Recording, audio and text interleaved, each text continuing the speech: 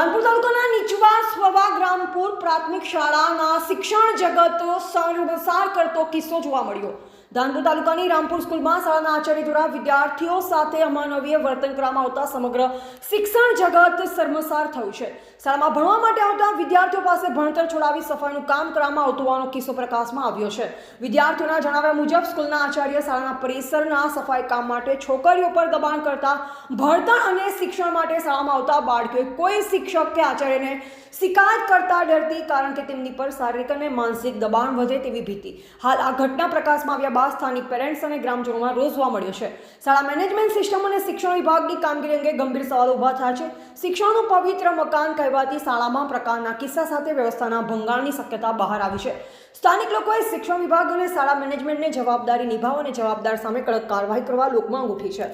ટીવી18 news network સાથે reporter Imran Sheikh, Devgadh Bariya.